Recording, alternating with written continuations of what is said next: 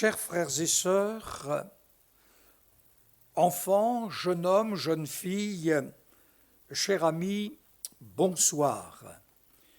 Vous êtes sur YouTube ADD Nantes et pour les enfants et les ados, ADD Nantes YouTube. Aussi avec le caméraman Stéphane, bonsoir, et c'est toujours avec joie que je viens le soir partager avec vous la parole de Dieu, croyant qu'au travers de ce confinement, la grâce et la paix de Dieu vous accompagnent et la parole de Dieu vous permet de nourrir votre âme. Je vous invite à prendre votre Bible et ensemble, nous allons l'ouvrir dans le livre des Proverbes, au chapitre 30e et le verset 18e. Il y a 3 choses qui sont au-dessus de ma portée, même 4 que je ne puis comprendre. La trace de l'aigle dans les cieux, la trace du serpent sur le rocher, la trace du navire au milieu de la mer. Nous allons retenir ce que je ne puis comprendre, c'est la trace du serpent sur le rocher. Et nous allons aussi ajouter ce que je ne puis comprendre, c'est la trace du serpent dans le cœur de l'être humain. Il y a de cela bien des années, lorsque nous étions missionnaires en Afrique, il faisait très chaud. Il faisait 45 degrés à l'ombre, et puis le soir, avec mon épouse, nous avions décidé de dormir à l'extérieur de notre chambre, c'est-à-dire dehors. Et puis, un des matins, le gardien est venu et m'a dit « Missionnaire, le serpent est passé près de votre lit. » Et donc demandé comment sais-tu que le serpent est passé près de notre lit. Il m'a dit parce que le serpent a laissé sa trace sur le sable. Et Dieu nous a protégés. Et ce que nous avons du mal à comprendre, c'est la trace du serpent sur le cœur de l'être humain. Il y avait un orphelinat près de notre chambre, et puis, vivant en brousse et allant et devant aller annoncer la bonne nouvelle dans un village, j'ai demandé à mon épouse d'aller chercher un bébé qui était gravement malade. Je voulais le voir, je voulais prier avec lui et pour lui. Et puis mon épouse, de retour, le bébé dans ses bras, m'approchant. En réalité, le bébé était décédé. Le serpent avait laissé sa trace à l'orphelinat et le bébé était décédé. Prenant l'enfant des bras de mon épouse, les coucher sur notre lit et avec des frères et sœurs, nous avons intercédé. Nous avons crié à Dieu. Le temps, je ne me souviens plus, mais je tenais ces petites mains sur le pouls il n'y avait absolument aucun pouls. Et après un temps très long d'intercession, voici que le pouls est reparti, le cœur est reparti, et nous avons glorifié Dieu ensemble. Et le matin, vers 4 heures, le bébé pleura, et mon épouse lui donna le biberon. Oui, la trace du serpent était passée sur le corps de ce bébé, et la mort avait suivi.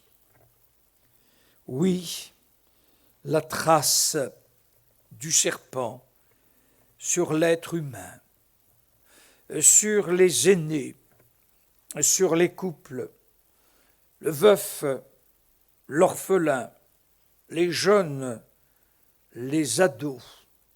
Oui, dans notre société, personne n'est épargné.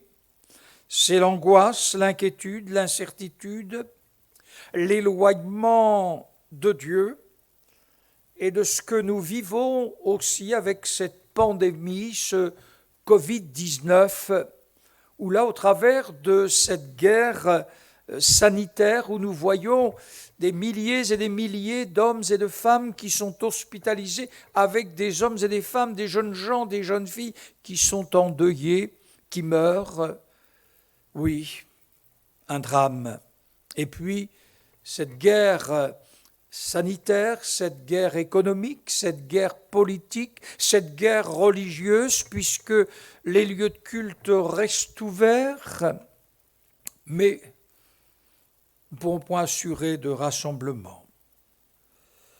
La Bible nous montre, dans le livre de la Genèse, au chapitre 3e, verset 1er, le serpent était le plus rusé de tous les animaux des champs que l'Éternel Dieu avait fait. Il dit à la femme, Dieu a-t-il réellement dit, vous ne mangerez pas de tous les arbres du jardin. Oui, le serpent était le plus rusé de tous les animaux des champs que l'Éternel avait fait. Le serpent est présenté comme une créature de Dieu. Et la Bible révèle qu'il est très rusé, et qu'il peut parler, tenir une conversation avec l'être humain. La Bible nous révèle dans le livre des Nombres, au chapitre 22e, verset 28e, Dieu ouvrit la bouche de l'ânesse. Oui, Dieu a fait parler l'ânesse de Balaam. Oui, l'homme, Balaam, est ravalé au stade de l'animal et de l'âne qui lui fait la leçon. Mais la différence, c'est le serpent. Ce n'est pas Dieu qui est derrière, ce n'est pas Dieu qui le fit parler.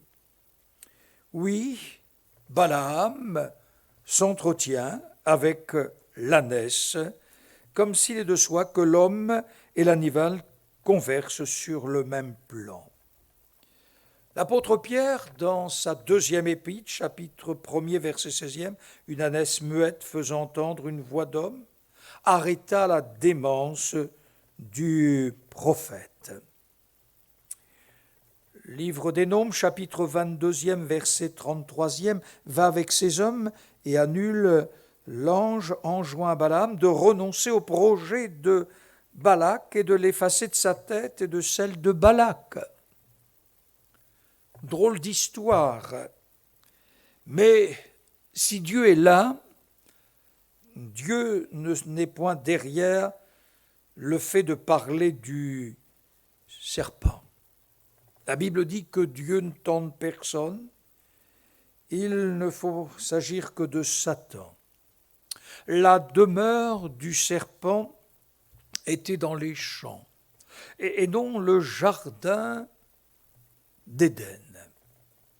Lorsque Adam a reçu l'ordre, étant dans le jardin d'Éden, de s'occuper du jardin, de veiller, de le garder. C'était pour lui un moment formidable. La voix de Dieu à la brise du soir passait et la voix de Dieu se faisait entendre. Quelle grâce, quelle bénédiction! Mais il fallait garder le jardin. Et Dieu avait donné une parole de ne pas manger de l'arbre de la connaissance du bien et du mal, car le jour où tu en mangeras, tu mourras. Oui, la Bible nous montre que le serpent est venu. Et derrière le serpent, c'est le diable. Et la Bible nous révèle qu'il se tenait debout. Et l'âme spirituelle employée par le serpent fut d'amener Ève à douter ce que Dieu avait dit. Et le serpent va montrer que si l'homme, la femme, désobéissent et qu'ils mangent de la connaissance du bien et du mal, ils auront une connaissance supplémentaire, ils sauront ce qu'est le mal et le bien. C'est ce qu'il s'est produit. Les yeux se sont ouverts d'Adam et de Ève. Ils étaient nus, n'en avaient point honte, mais tout à coup, ils ont vu leur nudité aussi spirituelle et ils sont entrés dans le monde du conflit. Ils ont eu la connaissance du bien et du monde et c'est eux qui allaient établir ce qui était bien, ce qui est mal. Oui, dans notre 21e siècle, c'est encore l'homme qui établit ce qui est bien et ce qui est mal. Mais ce qui est bien devient mal, et ce qui est mal devient bien. Les valeurs sont renversées. Oui, Adam et Ève ont douté de ce que Dieu a dit. Ils crurent au message du serpent, et l'esprit de rébellion à l'égard de Dieu et de sa parole s'installa dans leur cœur. Et Dieu dit, voici l'homme est devenu comme l'un de nous pour la connaissance du bien et du mal. Oui, l'homme a acquis la connaissance du bien et du mal. L'épître de Paul aux Romains, chapitre 5e, dit, par un seul homme, le péché est entré dans le monde et par le péché la mort, et qu'ainsi la mort s'est étendue sur tous les hommes parce que tous ont péché. Et la mort a régné depuis Adam jusqu'à ce jour. Même ceux qui n'avaient pas péché par une transgression semblable à celle d'Adam, par une seule offense, la condamnation a atteint tous les hommes. Oui, ce que je ne puis comprendre, c'est la trace du serpent dans le cœur de l'être humain. Bien sûr que le serpent fut maudit. Et là, l'Éternel dit, tu mangeras la poussière, tu vas ramper. Ce qui veut dire que sa position qu'il avait autrefois, maintenant, et on le remarque, le serpent rampe et il mange la poussière. Lorsque, dans l'évangile de Luc, chapitre 4e, verset 1er, après son baptême par immersion, Jésus, rempli du Saint-Esprit, fut conduit par l'Esprit dans le désert où il fut tenté par le diable pendant 40 jours. Et la Bible nous dit qu'il ne mangea rien durant ces jours-là, et après que ces jours furent écoulés, il eut faim. 40 jours et 40 nuits sans manger. Normal d'avoir faim. Et tout à coup, il y eut la visitation du serpent, du diable, et qui parle à Jésus.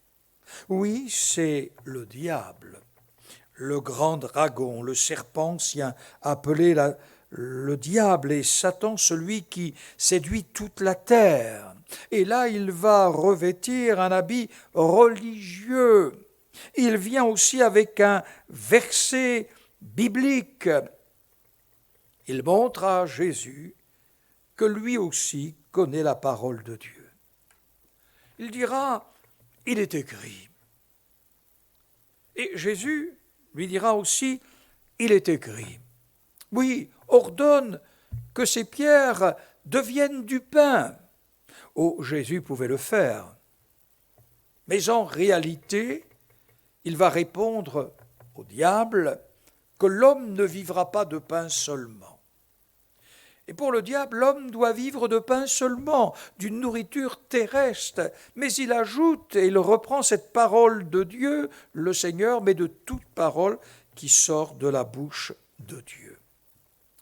Oui, nous avons besoin non seulement du pain pour notre corps, mais pour notre âme, nous avons besoin du pain de vie qui est la personne de Jésus-Christ. Oui, Jésus fut face au diable avec la parole de Dieu. Lui qui est la vérité, il se soumet à la parole de Dieu, il rend témoignage à son autorité et à son inspiration. Oui, lorsque l'Écriture parle, c'est Dieu qui parle.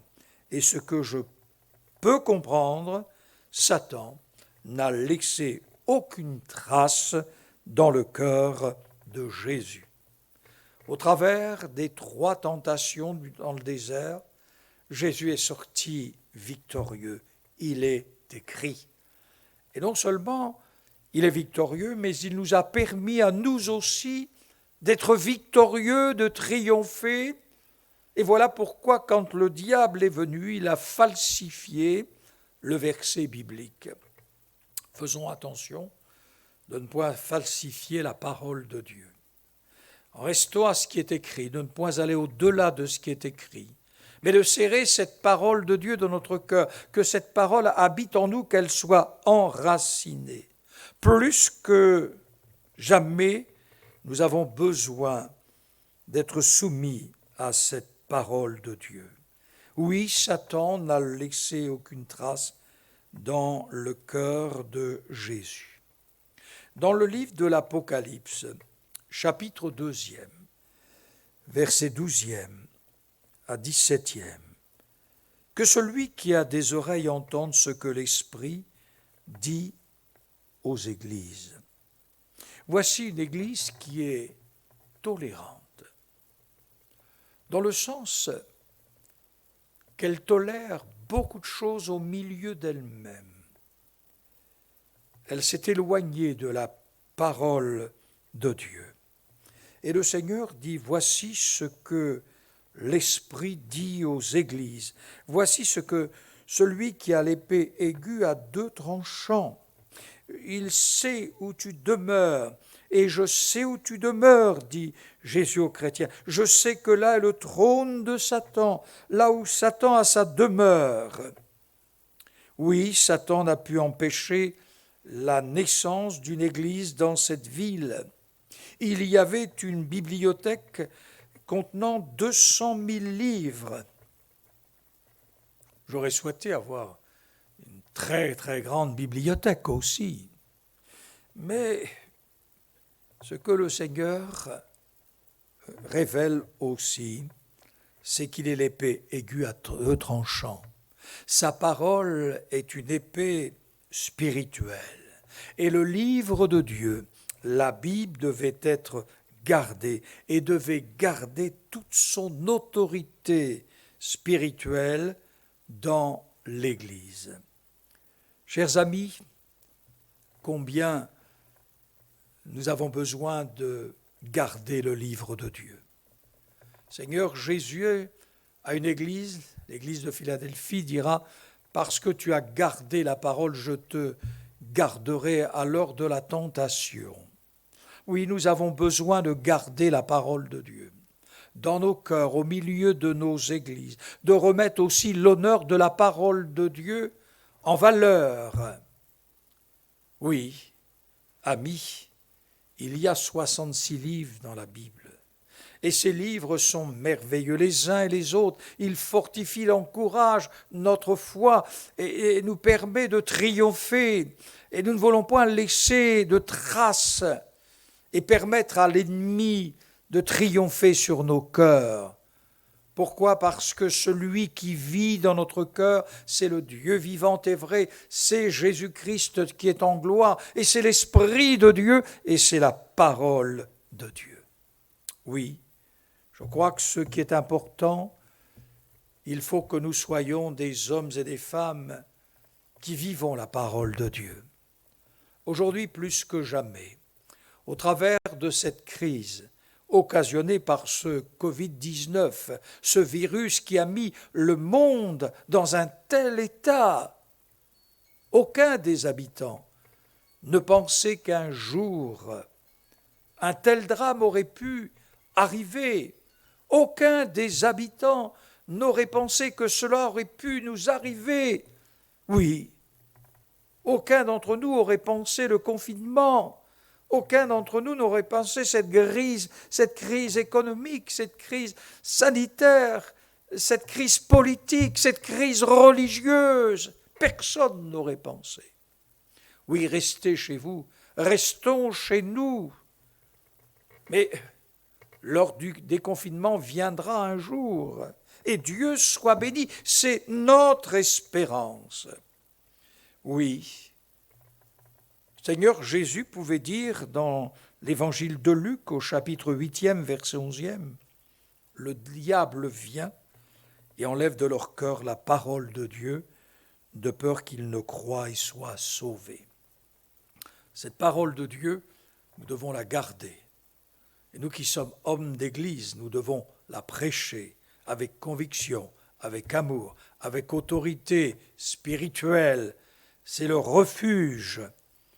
Le prophète Ésaïe, chapitre 34e, le verset 15e, là, le serpent fera son nid, déposera ses œufs, les couvrira et recueillera ses petits à son ombre. Oui, le serpent fera son nid, déposera ses œufs. Il y a peut-être un nid invisible dans votre cœur, dans votre maison, dans vos relations. Le serpent y dépose ses œufs. Les couve, il y a des petits, des mauvais esprits. Et des fois, dans nos maisons, il y a des choses qui sont invisibles, mais on sent comme une pression, comme quelque chose de malsain.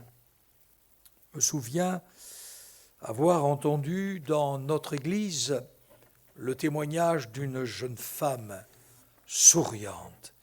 Et dans son témoignage, elle dit, voilà, ma maman était malade. Elle passait plus de temps couchée que levée avec des pensées suicidaires. Et un jour, à l'école, quelqu'un lui a témoigné la puissance de l'Évangile, lui a demandé, conseillé qu'un pasteur vienne prier pour sa maman. Oui, le pasteur fut consulté, est venu prier pour cette maman, et Jésus a laissé sa trace dans le cœur de cette maman, dans le cœur de cette jeune fille, dans le cœur de la maison. Il a laissé sa trace de victoire. Cette maman fut miraculeusement guérie. La paix et la joie sont entrées dans ce foyer et que le nom du Seigneur soit glorifié.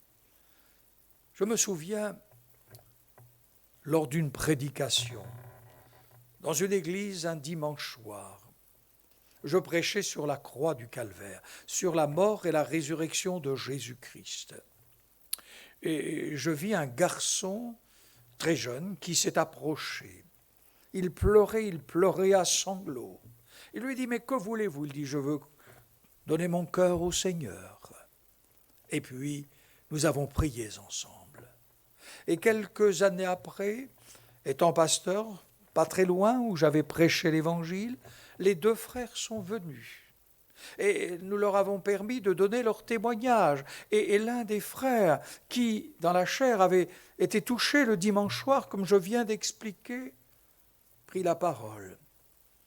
Il dit, voici, nous allions à l'église, notre maman chrétienne, nous allions à l'heure des enfants, l'école du dimanche à cette époque, et la haine s'est manifestée dans notre cœur. Et j'avais décidé de supprimer la vie de mon frère. Nous étions chasseurs l'un et l'autre. Et lors d'une partie de chasse, j'aurais tiré sur mon frère et l'on aurait cru que c'était un accident de chasse. Oui, cette maman priait pour ses enfants. Elle ignorait le drame, les pensées malsaines dans le cœur de l'un des fils.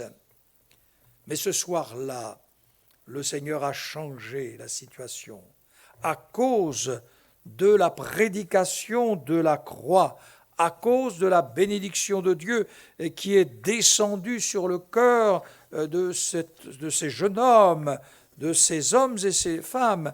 Oh, que Dieu soit béni. Oui, Dieu fait des choses extraordinaires.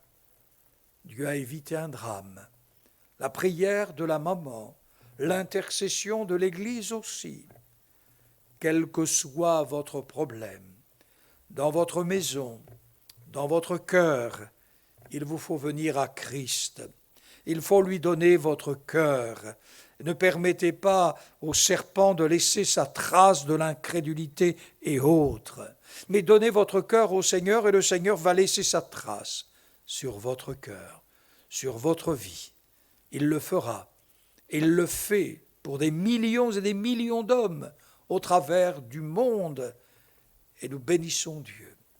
Nous allons prier ensemble ce soir pour que Dieu laisse sa trace sur votre cœur, en vous pardonnant, en vous communiquant la vie éternelle, qu'il laisse sa trace dans vos familles, que ces nids puissent disparaître et que la paix de Dieu soit dans votre vie. Prions le Seigneur. Seigneur, oui, la trace du serpent s'est manifestée un jour dans le cœur de nos parents. Merci Seigneur parce que tu as permis que la tête du serpent soit écrasée. Tu nous as promis un Rédempteur qui fait cette œuvre glorieuse. Et Jésus est ce Rédempteur. Il est le Rédempteur par excellence. Il nous a rachetés, il nous a réconciliés avec toi par la croix, par la résurrection, et tu es dans la gloire éternelle, et tu intercèdes pour nous, tu es notre grand souverain sacrificateur. Je te prie, et nous te prions, aussi pour ces hommes, ces femmes qui sont hospitalisés dans la détresse. Je te prie pour le corps médical qui œuvre 24 heures sur 24, pour celles et ceux qui les assistent. Je te prie pour les familles qui sont dans l'inquiétude, qui sont dans le deuil, qui ont perdu un être cher, qui n'ont pas pu aussi faire ce service funèbre comme ils l'auraient souhaité. Tu vois la détresse que nous vivons, Seigneur, en notre nation et dans le monde entier. Fais du bien, touche les cœurs, pardonne et deviens le sauveur des hommes et des femmes en grand nombre, et que ce soir, tu vas laisser ta trace sur le cœur de l'enfant, sur le cœur du jeune homme, de la jeune fille, de l'homme, de la femme. Oui, nous te bénissons dans le nom de Jésus-Christ.